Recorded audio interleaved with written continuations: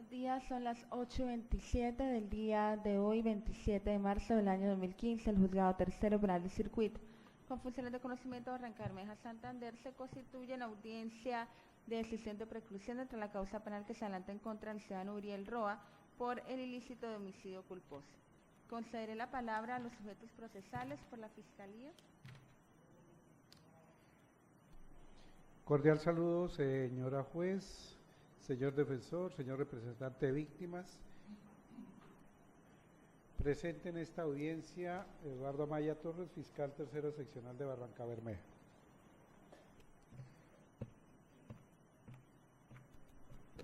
Buenos días, señora juez.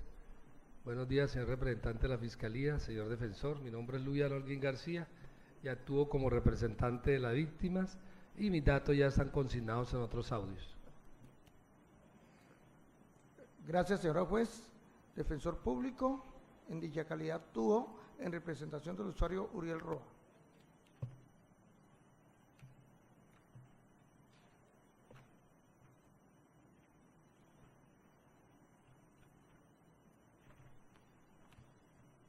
Bien, el despacho judicial señalará lo siguiente: una vez constatada la presencia de los sujetos procesales, procedemos a emitir la decisión de preclusión solicitada por la Fiscalía Tercera Seccional dentro del diligenciamiento penal que se adelanta en contra del señor Uriel Roa por el ilícito de homicidio culposo.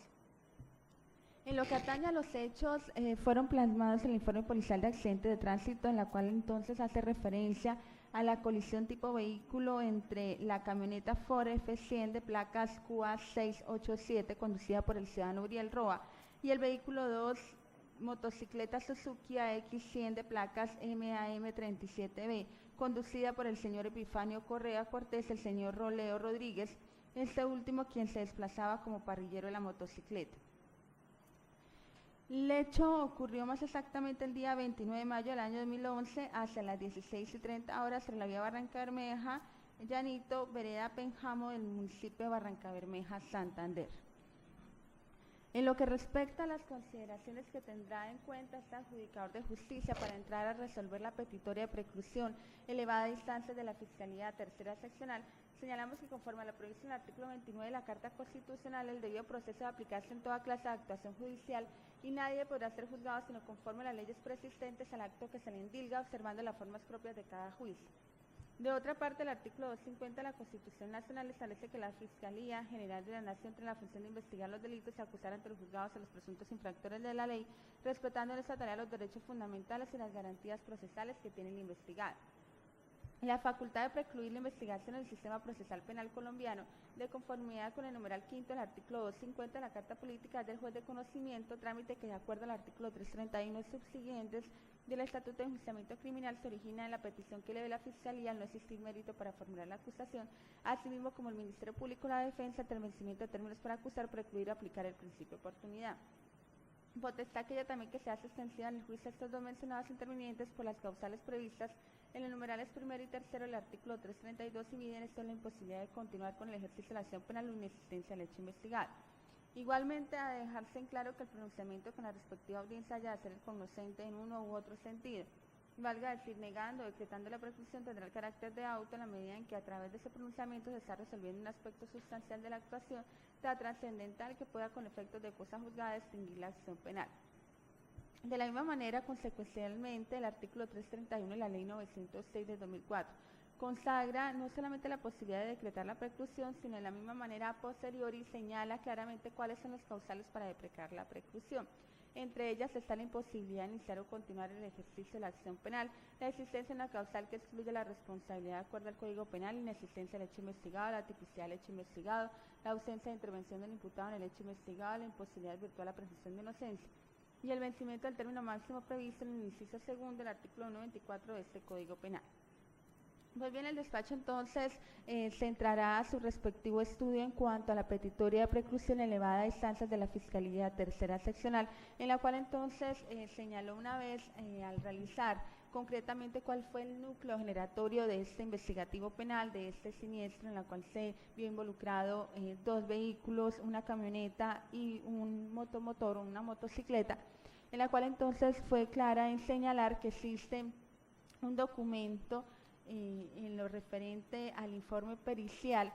realizado por el Instituto Nacional de Medicina Legal y Ciencia Forense, por el técnico forense, en la cual entonces arrojó unas conclusiones y hizo una dinámica del accidente de tránsito, en la cual no solamente al momento de hallar los hallazgos interpretados o interpretación de los resultados, señaló claramente cuál fue la dinámica del accidente y señala que la camioneta se desplazaba por el carril derecho sentido Barranca-Bermeja y la motocicleta la hacía en sentido contrario,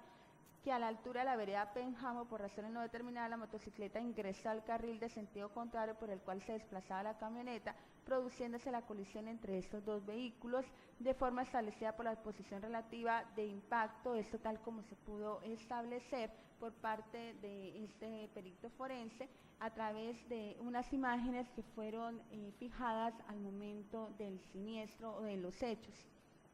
Situación entonces que el señor fiscal, en acompañamiento a lo declarado también por el señor Uriel Roy, por la persona que lo acompañaba, señaló entonces que esto permite aparejar que estamos simplemente ante la culpa exclusiva de la víctima por no tener en cuenta los reglamentos al momento de transitar en una vía nacional, en la cual entonces señala la Fiscalía que estamos entonces ante la ausencia de intervención del imputado en el hecho investigado, de la misma manera que fue por culpa exclusiva de la víctima, la persona que se venía desplazando en el velomotor conducido por el señor Epifanio Correa Cortés, quien fue esta persona que falleció frente a estos hechos. De la misma manera señalamos que se escuchó al delegado de la víctima, quien fue claro en presentar una oposición frente a la petitoria de preclusión. Señaló que al momento de exponer las conclusiones por el perito forense, el cual pues él no está conforme, no está de acuerdo, señala que hubo una alteración al momento del accidente de tránsito en cuanto a la posición final de los vehículos, es decir, que la camioneta fue desplazada, movida en ese momento una vez ocurrido el siniestro, y que considera que los resultados no son fidedignos a tal como aconteció este hecho, y que registra o tiene en su poder unas fotografías que permiten establecer todo lo contrario a lo dictaminado por el perito forense. En lo que atañe al delegado de la defensa, pues presenta una petición de coadyuvancia en cuanto a lo enarbolado por parte de la Fiscalía, y esto pues dan a indicar que existen esos elementos probatorios que permiten dar certeza de cómo se dio las circunstancias movibles de este insuceso delictual. Pues bien, señalamos que el homicidio culposo lo tipifica el artículo 109 del Código Penal, en la cual señala que el que por culpa matare a otro. El homicidio considerado en sentido restringido y como delito se define como la muerte de un hombre cometida injustamente por otro.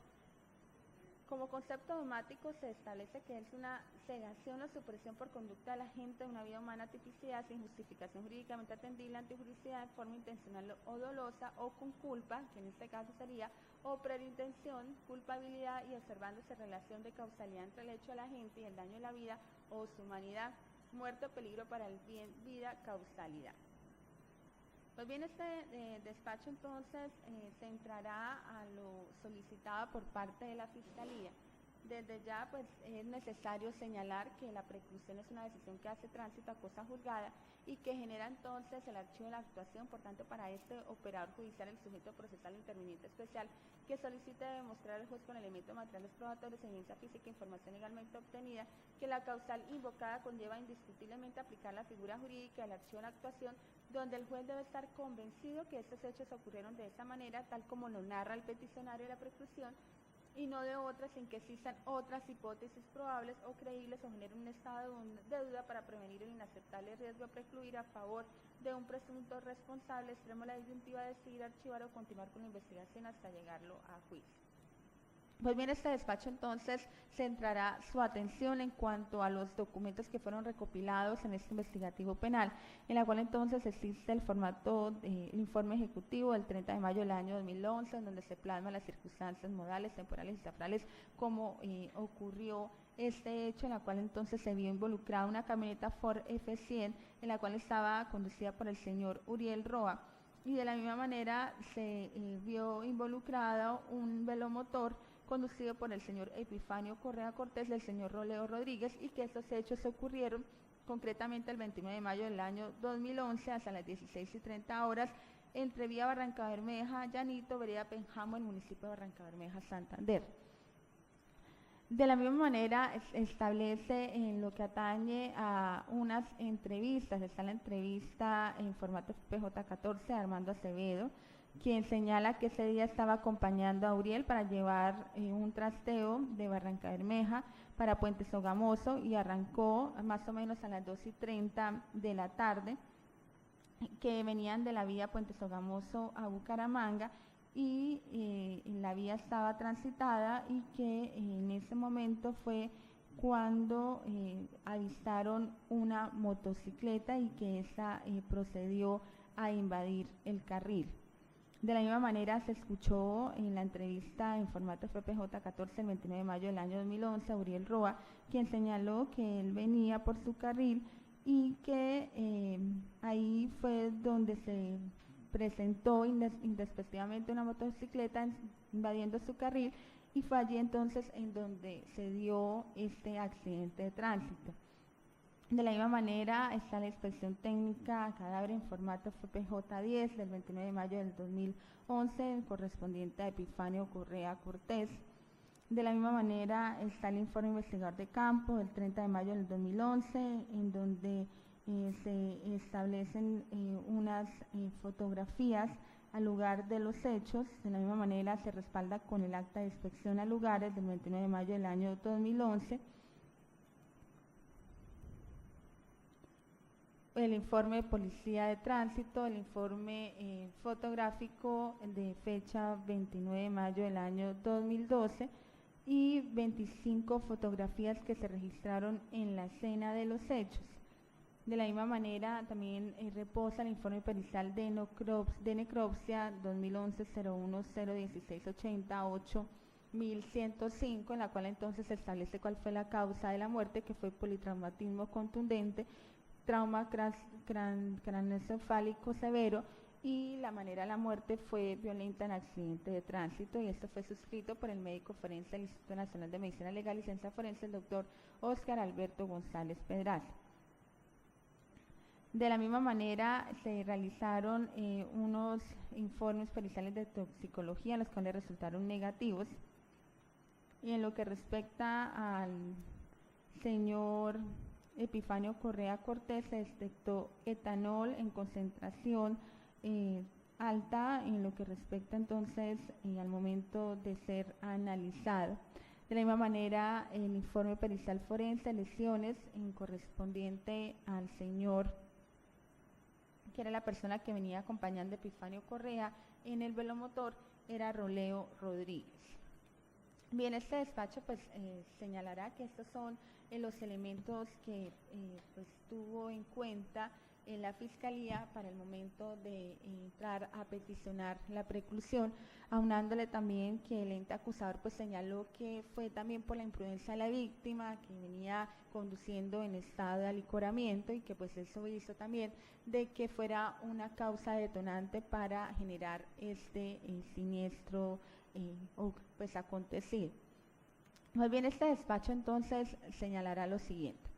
Existe este documento que si bien pues lo realiza un perito forense, en la cual entonces fue el profesional universitario forense Camilo José Guerrero Gutiérrez, si bien existen claramente pues la descripción de los elementos recibidos para estudio, cuáles fueron esos elementos que la Fiscalía le aportó en aras entonces de poder emitir el concepto forense. El motivo de la peritación era más que todo reconstruir el accidente de tránsito sobre los vehículos que se encontraron inmersos en este fatal accidente. De la misma manera, cuáles fueron los métodos empleados, los análisis de los hallazgos, interpretación de los resultados. Asimismo, se señaló cuál fue la dinámica o la secuencia del accidente y las conclusiones y observaciones arrojadas por este profesional universitario forense. Pues bien, este despacho entonces centrará su atención que ya dijimos cuáles fueron los vehículos que participaron en este siniestro. De la misma manera se describió el lugar de los hechos, en la cual entonces era un área rural, sector residencial, con diseño de tramo de vía y tiempo normal. Como características de la vía se describe como una vía curva, plana, con bermas, utilización de doble sentido, una calzada, 2 carriles de material asfalto, un buen estado y en condición seca. Como controles de la vía se anota señal preventiva SP03, línea central y línea de borde. En lo que respecta a lo establecido por parte de la posición relativa de los impactos tanto de la camioneta como del velomotor, entonces donde se pudo establecer que la inspección a vehículos junto con el avalúo de daños y el registro fotográfico reportan daños e impactos en la parte delantera izquierda de la camioneta, comprometiendo farola, guardafangos y puerta delantera izquierda. Para el caso de la motocicleta, el avalúo de los daños expone daños sobre su zona frontolateral izquierda, donde se ve comprometido el tanque, la tapa lateral, direccional delantero, protector telescópico, abollados todos estos sobre su costado izquierdo, entre otros. De la misma manera, se pudo entonces establecer que la posición de los vehículos, los daños sobre las estructuras y así como las lesiones de la víctima fatal del siniestro, donde de acuerdo al informe pericial de necropsia, esta presenta fracturas expuestas y completas de cúbito, radio, fémur, tibia y peroné en su hemisferio izquierdo, extremidades del lado izquierdo, que tal como lo determinó el perito forense, todo el golpe lo recibió por el lado o el costado izquierdo del sistema víctima, y que el cual impacta con la defensa delantera izquierda de la camioneta. Pues esto tal como se pudo establecer no solamente en las fotografías que fueron expuestas para el análisis del profesional universitario forense, sino de la misma manera también esto en lo que tiene que ver con la posición relativa del impacto o la zona de impacto y la posición final de los vehículos. De la misma manera se pudo entonces establecer que la zona de impacto representó el área de puntos en la vía donde se produce el contacto entre la camioneta y la motocicleta, y la cual entonces señala que para el caso de la referencia, la ubicación de la evidencia comprendida por los fragmentos de la farola sobre el carril de la camioneta, el manubrio de la motocicleta sobre la línea media doble divisora de la vía, los cuales se desprenden como consecuencia de la colisión entre dos vehículos, así como la posición final de los vehículos y la zona de impactos, y se ubica sobre el carril de la camioneta cercana a la línea media doble divisora y anterior a la posición de dichos fragmentos, como se expone en la imagen 5 y tal como fuere concluida por parte del perito forense. Señala que en cuanto a la secuencia del accidente, determinó que la camioneta se desplazaba por el carril derecho en sentido Barranca-Bermeja y la motocicleta lo hacía en sentido contrario. A la altura de la vereda Pénjamo, por razones no determinadas, la motocicleta ingresa al carril del sentido contrario por el cual se desplaza la camioneta, produciendo la colisión entre estos dos vehículos de la forma establecida por la posición relativa a impacto. Pues bien, esto entonces fueron lo que atañe a la secuencia o a la reconstrucción del accidente efectuado por el perito forense. Pero el despacho sí quiere confluir en lo siguiente. Si bien existe la tesis presentada por la Fiscalía, la cual pues da a indicar que el siniestro se afloró o tuvo su origen únicamente esto atendiendo a la imprudencia efectuada por la víctima, en este caso por el señor Epifanio, quien se desplazaba en alto estado de alicoramiento. De la misma manera su imprudencia, en la cual entonces invadió el carril contrario en donde se desplazaba en su oportunidad la camioneta que iba conducida por el señor Uriel Roa. También es cierto que existe la tesis expuesta por el delegado de la víctima de manera muy concreta en la respectiva audiencia de preclusión, en la cual entonces da a indicar que existe otro elemento que permite dilucidar cómo ocurrió la escena de estos hechos, la dinámica de la misma, y esto pues atendiendo a que no es tan cierto lo plasmado en ese informe pericial, y en la cual entonces considera que se debe permitir por lo menos avanzar en lo atinente a este legado procesal y de pronto llegar a un juicio en donde se pueda entonces dar la respectiva controversia entre las probanzas judiciales que pretenda tanto la Fiscalía como la víctima o la defensa. El despacho pues considera, y es importante traer a colación, que en lo que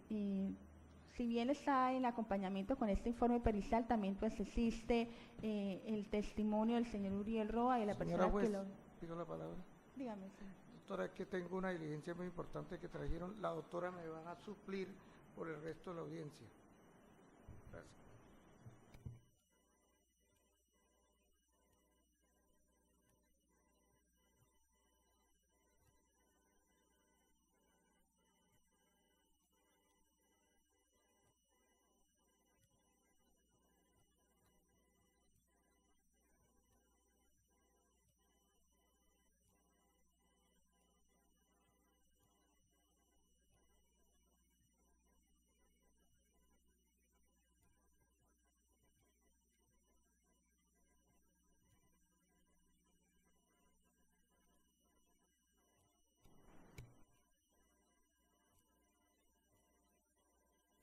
Su señoría, muy buenos días. Carmen Patricia Alfonso, actuando con apoyo al doctor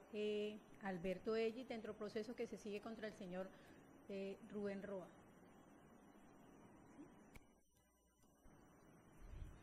Bien, el despacho entonces reconoce a la doctora Carmen Patricia únicamente para esta audiencia de decisión. Ya estábamos en el devenir de la misma, pero atendiendo que el doctor Alberto Ellis tenía que retirarse de manera urgente en aras de atender otra diligencia también, pues en este caso con persona privada de su libertad, el despacho pues permitió y entramos entonces a reconocer personería jurídica a la doctora Carmen Patricia, atendiendo que son defensores públicos adscritos a la Regional de Magdalena Medio y que pueden pues suplir ese tipo, pueden por lo menos servir de defensores de apoyo en el momento en que el titular no pueda realizar el acompañamiento técnico por diversas situaciones. Bien, este despacho entonces venía señalando que existen dos hipótesis, la de la Fiscalía y la de la defensa de la víctima.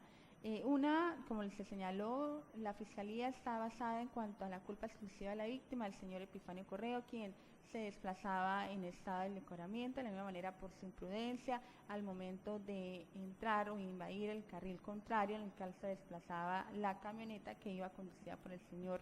Uriel Roa. Existe la hipótesis de la víctima, que hay unas evidencias que permiten dilucidar que no es como ocurrió los hechos, que la camioneta fue alterada al momento del impacto de este siniestro y que considera que no se debe entrar entonces a precluir una investigación cuando realmente como se produjo la escena ficta de estos hechos al momento de realizarse todo, derivarse los demás elementos probatorios, pues no es como realmente ocurrieron los mismos. Este despacho pues considera que al acompañamiento de otras evidencias o elementos recogidos por parte de la Fiscalía, pues señalamos que únicamente están tanto el testimonio de la persona que iba piloteando la camioneta, que en su oportunidad pues es el señor Uriel Roa, en la cual la camioneta que hace referencia a camioneta Ford F100 de placas QA 687 y su acompañante, la persona que era el señor Armando, que era la persona a la que lo acompañaba y que estaba realizando pues un trasteo, tal como se señaló. A estas personas pues lógicamente, y señalamos que les asiste interés en la resultas del proceso, porque estamos hablando del indiciado, que es el señor Uriel Roa, y de su acompañante, pues lógicamente el grado se podría señalar el grado de amistad que los une, pues considera este despacho que se convierten en declarantes sospechosos. En lo que respecta a otras evidencias, a otros elementos que permitan pues realizar ese acompañamiento al informe pericial forense, pues no hay ese tipo de elementos que permitan pues establecer que realmente es así ese concepto, el concepto emitido por el físico forense es como realmente aconteció, y máximo pues que hubo, tal como lo señaló el señor defensor de víctimas, una alteración al momento de la posición final de los vehículos, y al obtenerse de esa manera, pues lógicamente los resultados no van a ser fidedignos y no se van entonces a poder dilucidar pues, en la manera como realmente ocurrieron estos hechos. También considera el despacho pues que la Fiscalía debe indagar, lo mismo los demás sujetos, partes intervinientes, si existen otros elementos, ya sea de carácter testimonial, documental, que se haga el respectivo acopio provenzal en aras que al momento que se tenga la plena certeza que realmente aconteció tal como lo está plasmando la Fiscalía a través del respaldo del físico forense, en la cual entonces hace la reconstrucción de la escena de los hechos. De la misma manera consideramos que si bien se escuchó al señor Uriel,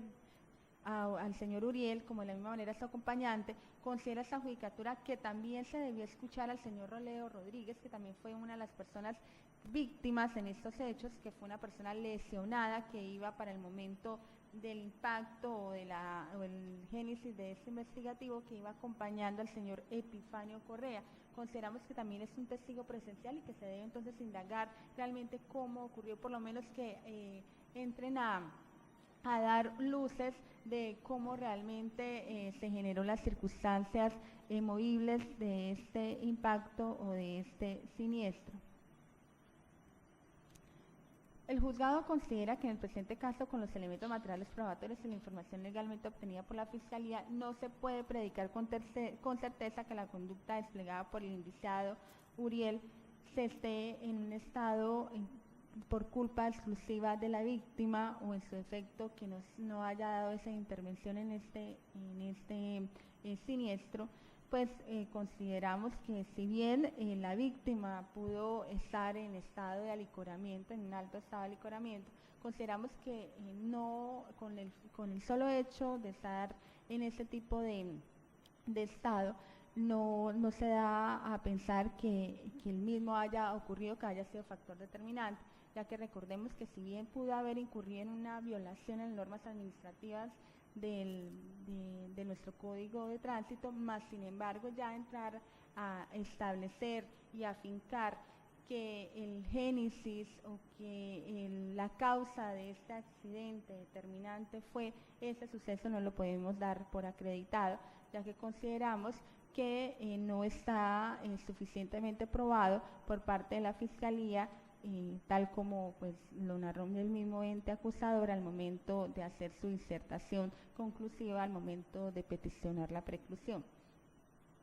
Pues bien, este despacho entonces entrará a señalar que esos son los argumentos por los cuales entramos a señalar que está muy aventurado en este momento procesal entrar a precluir la preclusión donde no ha existido la controversia probatoria propia del juicio, entrar a determinar cuál de las versiones que se ofrecen en la que corresponde a la forma como realmente aconteció esta arista fáctica,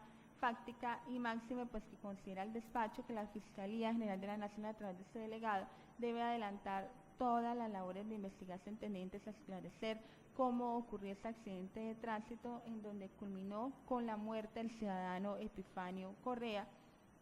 y de la misma manera proceder entonces a contribuir al esclarecimiento de estos hechos. Por las razones expuestas, el Juzgado Tercero Penal del Circuito, con función de conocimiento de Barrancabermeja, Santander, resuelve primero legar la preclusión al ciudadano Uriel Roa, solicitada por la Fiscalía Tercera Seccional dentro de la actuación que se sigue en contra de este ciudadano por el ilícito de homicidio culposo. Segundo, devolver la actuación a la Fiscalía para lo de su cargo o que en derecho corresponde, y contra esta decisión proceden los respectivos recursos, en este caso pues el sujeto legitimado de la Fiscalía. La Fiscalía presenta recurso de apelación, señoría.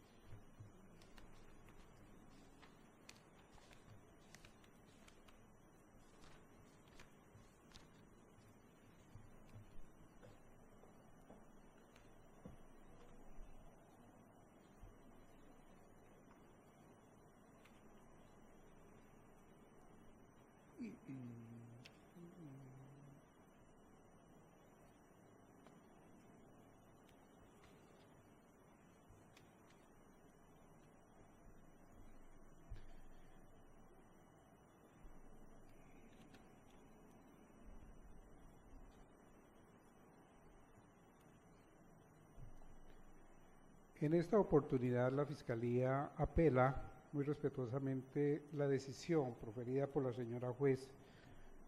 para ante el Honorable Tribunal Superior de Bucaramanga. En su oportunidad la Fiscalía solicitó la preclusión de la investigación en el presente caso con fundamento en el artículo 332 causales. Primera, imposibilidad de iniciar o continuar el ejercicio de la acción penal, aunado a la causal cuarta, tipicidad del hecho investigado por culpa exclusiva de la víctima. Toda vez que estamos frente a un comportamiento supuestamente punible en el que se le endilga la responsabilidad culposa a Uriel Roa por hecho acaecido el 29 de mayo de 2011 en accidente de tránsito, donde perdió la vida el ciudadano Epifanio Correa Cortés y sufrió lesiones el señor Roleo Rodríguez. Es así que nuestro Estatuto Penal consagra en su artículo 9 que la conducta punible, para que lo sea, se requiere que sea típica, antijurídica y culpable, y la causalidad por sí sola no basta para la imputación jurídica del resultado. Teniendo que trasladarnos a lo estatuido en el artículo 23 de la misma normatividad, cuando señala que la conducta es culposa cuando el resultado típico es producto de la infracción al deber objetivo de cuidado y el agente debió haberlo previsto por ser previsible o habiéndolo previsto confió en poder evitarlo. A ese respecto de la imputación objetiva, la Honorable Corte Suprema de Justicia, la doctrina se ha pronunciado de manera amplia y citamos para el efecto una nota que el Código Penal de Legis trae a pie del artículo 23 que señala: la violación del deber objetivo de cuidado, en comillas, en la doctrina penal contemporánea, la opinión dominante considera que la realización del tipo objetivo en el delito imprudente, o mejor dicho, la infracción al deber de cuidado, se satisface con la teoría de la imputación objetiva, según la cual un hecho causado por el agente le es jurídicamente atribuible a él si con su comportamiento ha creado un peligro para el objeto de la acción no abarcado por el riesgo permitido, dicho peligro se realiza en el resultado concreto. Lo anterior significa que frente a una posible conducta culposa, el juez en primer lugar debe valorar si la persona creó un riesgo jurídicamente desaprobado desde una perspectiva ex ante, es decir, teniendo que retrotraerse al momento de la realización de la acción y examinando si conforme a las condiciones de un observador inteligente situado en la posición del autor, a lo que habrá de sumarse los conocimientos especiales de este último, el hecho sería o no adecuado para producir el resultado típico. En segundo lugar, el funcionario tiene que valorar si ese peligro se realizó en el resultado teniendo en cuenta todas las circunstancias conocidas ex post. En ese orden de ideas, como elemento preponderante de prueba, la Fiscalía trajo a estudio de la señora juez el informe pericial de RNO LFIF 107-2011 del físico forense del Instituto Nacional de Medicina Legal de Bucaramanga. Es de señalar que la medicina forense, en este caso de los accidentes de tránsito, es nuestro principal auxiliar, como quiera que sus opiniones están basadas en la ciencia,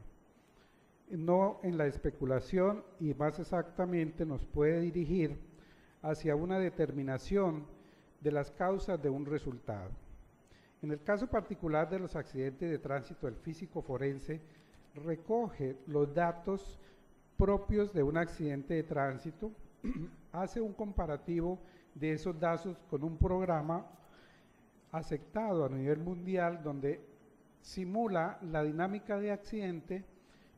teniendo en cuenta los vestigios o huellas que encuentra el funcionario que hace el levantamiento del accidente para determinar el sitio de impacto, lugar de impacto sobre la vía, el movimiento de los vehículos o de los conductores con los vehículos momentos antes, en el momento y después del accidente. Ello permite determinar de manera clara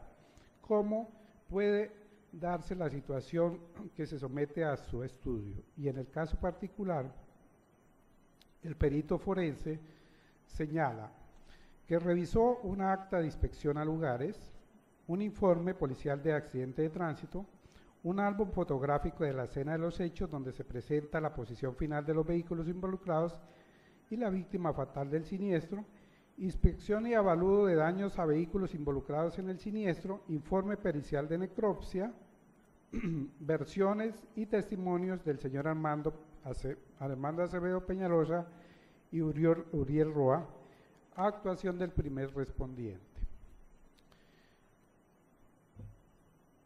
La señora juez en el presente caso señala que el dictamen de física forense no da certeza porque debió valerse de otros elementos materiales probatorios que no se allegaron al diligenciamiento y que le dieran claridad. Y en ese caso cita, en el caso particular, por ejemplo, que no se escuchó al señor Uriel, al señor lesionado, que en ese caso Roleo Rodríguez, quien andaba en estado de BODES para la fecha de los hechos, podía arrojarnos luces sobre las causas del accidente. Pero sí se trajo los testimonios del conductor del vehículo, Uriel Roa, y de su acompañante Armando, quienes son testigos interesados en los resultados del proceso y por lo tanto son sospechosos. Si colocamos en una balanza los testimonios de Uriel Roa y Armando, su acompañante, y el testimonio del ciudadano Roleo Rodríguez, esa misma valoración pudiéramos hacer respecto de todos. Todos tienen interés, todos tienen interés en el resultado del proceso. Generaríamos ahí un empate difícil de resolver frente a la cuestión que se está planteando. Pero adicionalmente la balanza tendría que inclinarse en favor de el testimonio de Uriel Roa y Armando, su acompañante, cuando tenemos claro que el señor Roleo Rodríguez, conductor de la motocicleta, iba en estado de BODES. En ese sentido, no sería un ciudadano creíble frente a los hechos, como quiera que, además de interesado, no tenía un dominio completo de su estado físico y de su lucidez mental. Indagar, a ver si hubo otros testigos en el sitio del accidente, en este momento resulta imposible, por un lado, porque por ninguna parte se mencionan. Entonces sería adentrarnos en una investigación que demora y se haría infructuosa para los resultados que se deberían obtener, que serían los mismos,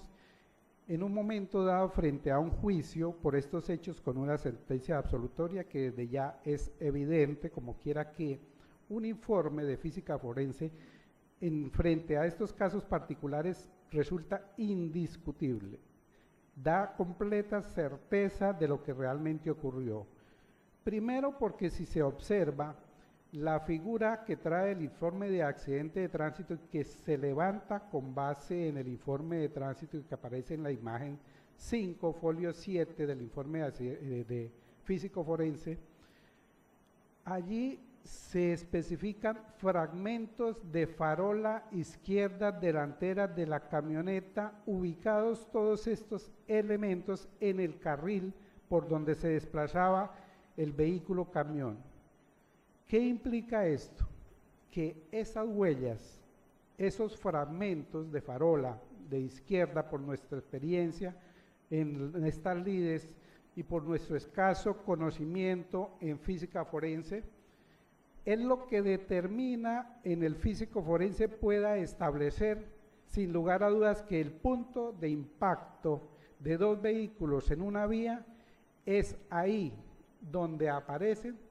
el mayor cúmulo de fragmentos de los vehículos involucrados en el accidente de tránsito. Y no se observa en la imagen 5 del informe de accidente, y que es plasmado en el informe del perito forense, que haya un fragmento de vehículos sobre la calzada por donde se desplazaba la motocicleta. Ahora bien, la posición final de los vehículos. La señora juez muy acuciosamente trae a colación que el vehículo camioneta fue desplazado del lugar final a donde quedó después del accidente. Eso no determina el lugar de impacto del accidente. Lo que determina el lugar de impacto del accidente, ya se señaló, es la trayectoria anterior y el punto de impacto y la dirección en que se dirige el vehículo al momento del accidente. Y esa quedó plasmada en el informe de accidente de tránsito.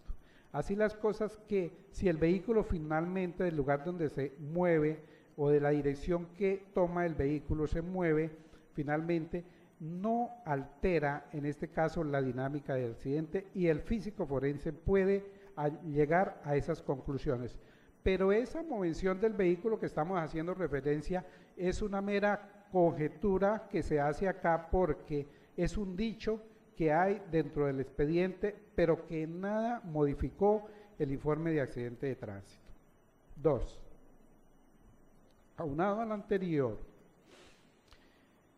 las versiones del ciudadano Uriel Roa y Armando, su acompañante, son coincidentes, y eso se ratifica con el informe de laboratorio de física forense, lo que quiere decir que ellos no están mintiendo, que ellos, si bien no podemos discutir, tienen un interés en el resultado del proceso lógico, que es natural y obvio que tengan un interés en el resultado del proceso, como quiera que el señor Uriel Roa se considera que no es responsable del accidente, y él explica las circunstancias del mismo, y su acompañante Armando ratifica lo dicho por el señor Uriel Roa, versiones que vienen siendo ratificadas por el físico forense, quien es el que nos da certeza de cuál fue la dinámica del accidente, y en ese sentido no podemos tachar los testimonios de Uriel Roa y del señor Armando, su acompañante de este caso, como testigos interesados, falsos y que sospechosos en consecuencia respecto de su versión. Recopilando entonces, tenemos el informe de accidente de tránsito sumado a los testimonios de estas personas, que son elementos materiales probatorios que fueron objeto de estudio por el físico forense, los daños de los vehículos, donde claramente se especifica en qué lugar ocurrió el impacto dentro de los automotores, y señala de manera clara cómo fue golpeado el vehículo que conducía el señor Uriel por su parte lateral con la motocicleta que impactó invadiendo el carril por donde se movilizaba el vehículo camión. Consecuente con ello, se traza dentro del informe de accidente la línea de acción de los vehículos momentos después de la colisión. En ese orden de ideas, para resumir, honorable tribunal, la Fiscalía trajo en este caso suficientes elementos materiales probatorios, donde se puede demostrar con certeza que el vehículo que conducía, en este caso, la persona afectada, y el vehículo en que se movilizaba el occiso, esta persona fue la que cometió la imprudencia al invadir el carril por donde se movilizaba el vehículo camioneta que conducía el señor Uriel Roa. Y ese dictamen físico forense nos da plena claridad para determinar que hubo una violación al deber objetivo de cuidado por parte de la víctima en este caso, y que a él se debe exclusivamente la culpa en la causación de este accidente de tránsito. Hay que observar que este accidente de tránsito ocurrió sobre una curva, tal como se muestra en la gráfica 5 del informe de físico forense, y el vehículo camión se desplazaba por su propio carril dentro de la curva, siendo la curva en este caso concentrada, concéntrica para el vehículo camión. Mire cómo es usual que un vehículo cuando hace una curva de estas a su lado derecho pueda salirse un poco hacia su lado izquierda para en algunos casos invadir el carril izquierdo, que en este caso sería el contrario, pero aquí no lo hizo. Aquí este señor marcó la curva cerrada. El vehículo motocicleta que iba por la carril derecho, por la zona externa, ¿cómo es que invade el carril izquierdo cerrándose a la curva, a su izquierda para golpear el vehículo camión? Una actuación totalmente imprudente del vehículo motocicleta que iba conducido por una persona bajo estado de BODS. En ese orden de ideas, la Fiscalía, señorías, reitero mi solicitud que existe aquí los suficientes elementos materiales probatorios que nos dan certeza para una preclusión de la investigación, como quiera que el señor Uriel Roa, en este caso, no faltó al deber objetivo de cuidado porque no violó normas de tránsito, no cometió conducta culposa, en consecuencia no hay culpa en su comportamiento, en consecuencia falta el elemento integrador de la conducta culposa y en consecuencia su comportamiento es atípico. Y en ese sentido, igualmente, si es de señalar, como de manera subsidiaria, se puede ver con los elementos materiales probatorios suficientemente allegados, se puede establecer que hubo culpa del conductor de la motocicleta en este caso. Pongo a disposición de sus señorías la integridad de la carpeta para su estudio. Muchas gracias. Bien, simplemente voy a conceder 5 minutos a las partes no recurrentes. Comenzamos con el delegado de la víctima para que se sirva presentar entonces los argumentos en concreto como parte no recurrente.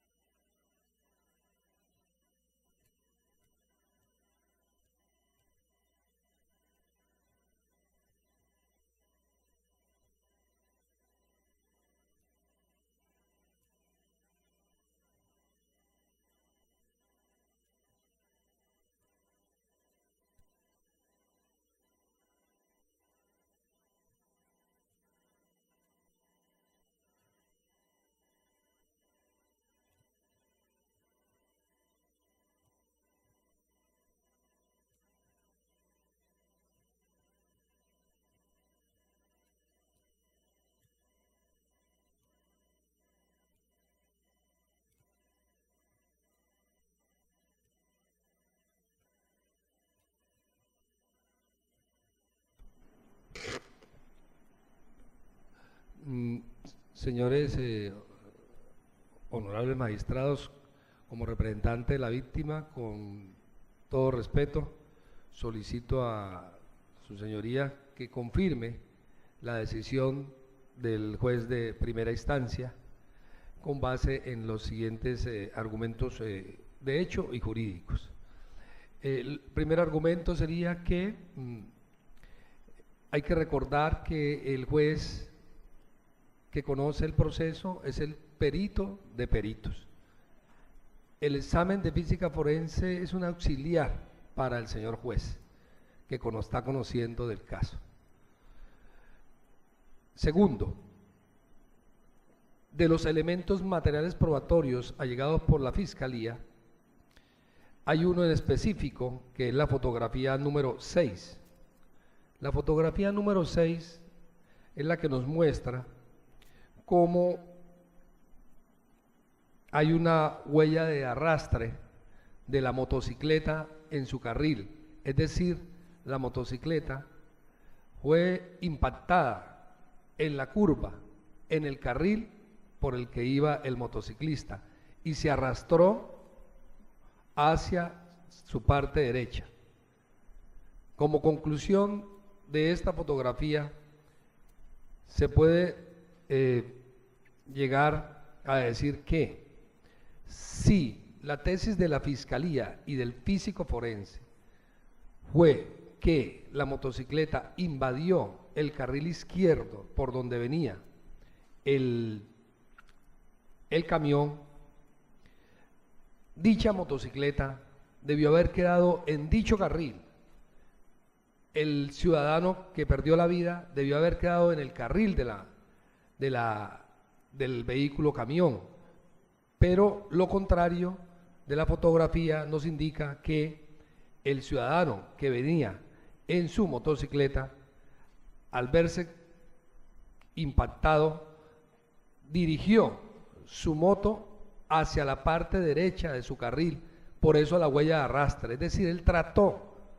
esta foto nos demuestra que él trató de esquivar al camión que se le vino encima en su carril, por eso la moto quedó en su carril derecho, por eso la persona que perdió la vida quedó en su carril derecho, no quedó en el izquierdo. Esta fotografía 6 es la que nos demuestra esa tesis que ha sostenido el apoderado de víctima y que no ha sido tenido en cuenta por parte seguramente del físico forense. No ha tenido en cuenta esa fotografía. Si hubiese quedado la motocicleta en el carril del vehículo camión, lo mismo que el cadáver, de verdad que no tendría sentido hacer esta oposición al señor fiscal, pero es que la fotografía 6 nos da, diría yo, el punto de donde empezó a arrastrarse la moto, y el punto de donde empezó a arrastrarse la moto se ve con claridad que es dentro de su propia vía, no dentro de la vía de donde venía la motocicleta, donde venía el vehículo camión. Es desde dentro de su propia vía empezó a arrastrarse la moto hacia su derecha, como buscando, tal parece que el ciudadano buscó evadir el camión que lo arrolló en su propia vía, y quedó dicha moto en su propia vía, lo mismo que el cadáver. En cuanto a que el vehículo camión fue movido, no hay absolutamente duda de eso. La misma foto que trae el señor fiscal nos dice que el punto de impacto fue en la curva, es lo que muestra en la foto 6. Y hay una fotografía acá, que es la fotografía que aparece en el folio 14 del expediente que estamos leyendo, donde efectivamente se ve ya el camión sobre su derecha y de manera ordenada, es decir, el camión fue movido. Ese no fue el punto de impacto donde está el camión en la última fotografía, en la foto, en el folio 14. El camión se movió y lo colocaron en su derecha, pero el punto de impacto fue atrás, muy atrás, donde comenzaba la curva, no donde quedó ese camión que aparentemente está ahí en esa foto. No, el punto de impacto fue atrás en la curva, y atrás en la curva, en el lado derecho, fue donde quedó la motocicleta y donde quedó la víctima. No quedó donde está el camión ahí. Esa es la tesis de la defensa, utilizando esa es la tesis del apoderado de víctima, utilizando las fotografías que no mienten. Es que las fotografías no mienten. Por eso, con todo respeto, solicitamos al honorable tribunal confirmar la decisión del señor juez de primera instancia, teniendo en cuenta los elementos materiales, en este caso fotografías, que nos dicen que los hechos son tal como quedaron plasmados en las fotografías y no tal como lo deduce el señor físico forense. De ahí que se ha dicho a través de la historia, de la prueba, que los exámenes de los peritos son simplemente elementos o insumos sobre los cuales, auxiliares para el juez que toma una decisión, y que el perito del caso, el perito máximo del caso, será siempre el juez de conocimiento quien evalúa otras posibilidades. Y no debemos recordar que también que el apoderado, aquí como apoderado de víctima, se leyó una entrevista que rindió un testigo presencial que iba como parrillero en esa moto y que es claro en decir que aunque habían tomado, venían por su vía cuando el camión dio la curva, se salió y los golpeó. Ese es todo el inconveniente en este caso. Eso es todo, su señoría. Bien, por la defensa del señor Uriel Roa, 5 minutos se le concede.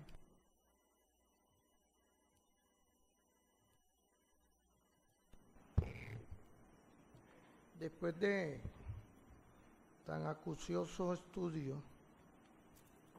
e inequívoca exposición por parte de la Fiscalía, quien además se apoya en un dictamen científico.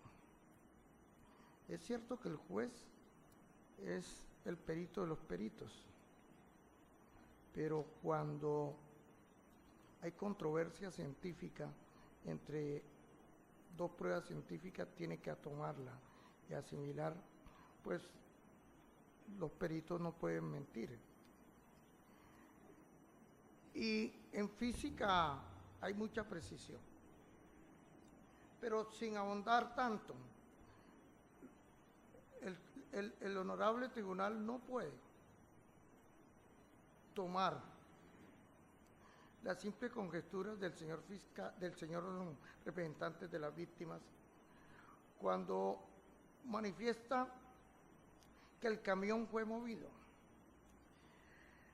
con una tesis que es totalmente ilógica, cuando manifiestan que iba por su carril y que el camión invadió su carril y al tratar de sacarlo se fue hacia el lado derecho. En primer lugar, cuando se lee las normas de tránsito, los velocípedos tienen que ir a 1 metro de la verja, a 1 metro de la verja del lado derecho. Si van acá del metro, no tienen nada que alegar, nada, absolutamente nada que alegar, porque es una disposición de tránsito. Los velocípedos yendo por la mitad de una carretera, primero por protección, porque tienen el peligro del lado derecho y el peligro del lado izquierdo. En cambio, si se van por el metro al metro, no tienen sino un solo peligro, porque es una actividad tremendamente peligrosa la de la motocicleta. Son 2 llantas. Pero ¿qué sucedió en este caso específico si vemos la fotografía 4, 5, toda la fotografía? Que la víctima se sentaron a tomarse una cerveza. Cuando salieron, porque se sentaron al lado izquierdo, donde estaba el sitio, donde departieron sus tragos. Puede ser por el calor, pueden ser 2, 3, pero lo cierto es que departieron unas cuantas cervezas. Al salir, salen por toda la carretera, por la parte media de la carretera, para irse a ubicar a su lado derecho. Pues no han podido haber salido de frente y hacer la escuadra, que era lo lógico. Salir de frente y coger la verja blanca por su lado derecho a 1 metro. Y cuando vieron que el camión salía de la curva, trataron de abrirse y el impacto fue rociado, se roció. Vemos el impacto del camión al lado izquierdo en toda la punta de la defensa y vemos que todo el impacto total de la motocicleta fue por el lado izquierdo. De manera tal que si la tesis que dice el señor representante de la víctima fuera cierta, el pasajero de la moto hubiera volado. Primera vez en donde un accidente, el pasajero de una moto no sufre mayores consecuencias. Primera vez que yo veo esa circunstancia. Y todo el impacto todo el impacto lo sufrió la víctima en la cabeza y por eso sufrió el trauma cráneoencefálico. Y el pasajero de la moto salió hacia el lado derecho. Por eso es que están las líneas de arrastre. Esa es la verdadera situación de lo que sucedió. Decir aquí que se movió el camión, decir que hay una versión que es la misma del pasajero de la moto, el parrillero, ante el cúmulo de pruebas, como el croquis, el dictamen científico del Departamento de Física, las fotografías, el impacto, el lugar donde cayó el difunto, fuera de la carretera, las frenadas,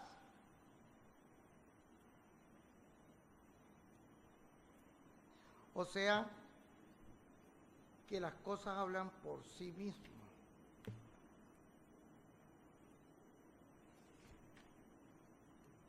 El lugar donde cayó la motocicleta. El lugar donde cayó la motocicleta.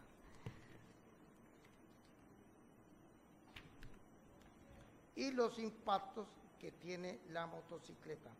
Pero específicamente el sitio de la fotografía número 3, donde hay elementos y que son los que le sirven de base al científico, al perito físico, para hacer el análisis sobre las circunstancias. De manera tal que, honorables magistrados, no queda otra situación que decretar la preclusión,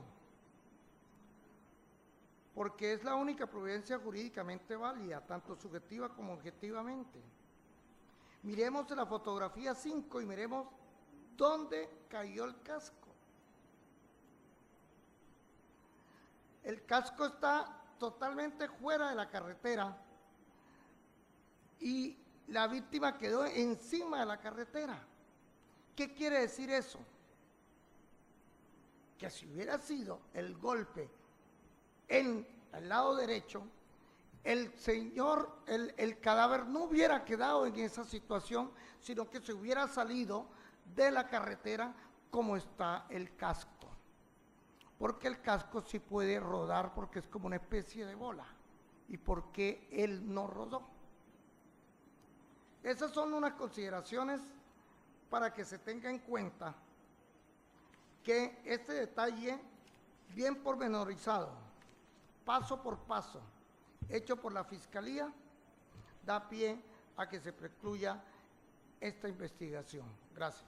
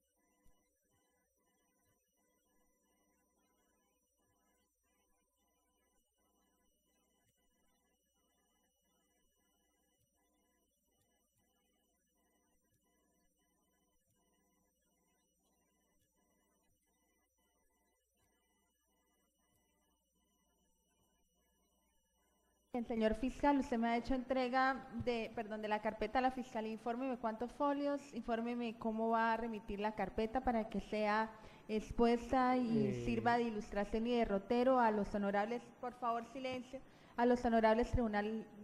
Superior del Distrito Judicial de Bucaramanga, para que por favor me informe. Claro, señoría, se completó la numeración hasta la 132, revisando así rápidamente, mando la carpeta original, dejo una fotocopia en el despacho. Señor. Bien, procedemos entonces a indicar que se remitirá la actuación penal junto con todos los elementos probatorios al exponencial penal de la Fiscalía, tal como le he informado, son 132 folios, va a remitir el original con el acompañamiento del diligenciamiento penal del despacho, en aras de ser debidamente auscultado por nuestro cuerpo, para nuestro honorable cuerpo colegiado de la ciudad de Bucaramanga, para entrar entonces a resolver la petitoria de alzada expuesta por la Fiscalía Tercera Seccional y que fue debidamente sustentada, y de la misma manera se escuchó de manera clara y diáfana a las partes no recurrentes, tanto a la víctima como a la defensa. Procedemos entonces a remitir dicha actuación penal en el efecto suspensivo y vamos a finalizar a las 9:43 de la mañana del día de hoy, 27 de marzo del año 2015. Gracias.